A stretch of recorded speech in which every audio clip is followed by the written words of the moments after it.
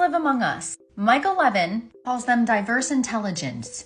Basically, they're persistent patterns in a medium that might be alive, but they don't just look like aliens we think, right? I have a photo that is going to blow your effing mind. Oh, and Michael Levin is not the first guy to think this. I like to shed light on people that are pioneers and that don't get media coverage. And J. Alfred basically had a theory that there was dark plasma that was dark matter, that there are dark matter life forms that have plasma bodies that are not like real bodies.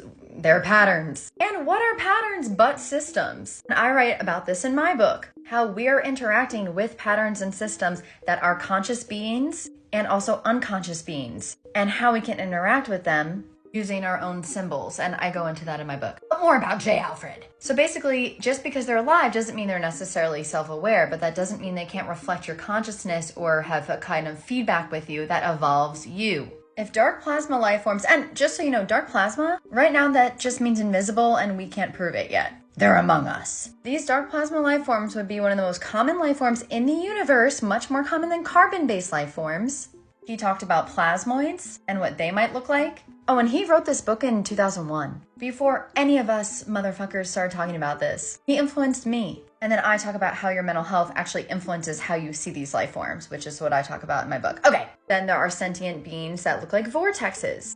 And he kind of showed different plasma formations and how they might look. This is what that first article was saying, that life forms don't have to have bodies as we think of them. Oh, and just please stay tuned till the picture because you're gonna literally freak out. I'm gonna show you why gray aliens are fractals, not real bodies. He also talked about helical structures and how plasma, they're called Birkeland currents, how these life forms may be helical. Then he talked about filaments and how that might look.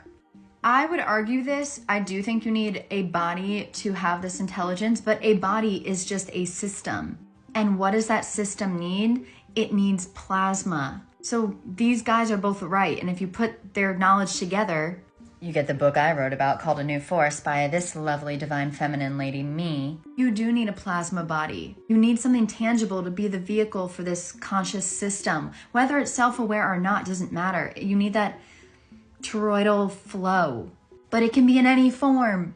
Not even toroidal, you need just that like systemic flow, because that's how a feedback system happens. Okay, you ready for the picture? Okay, so I'm about to show you it. I was at a conference talking about plasma in Exeter in England, and I shit you not, I looked down at the glass and I saw this.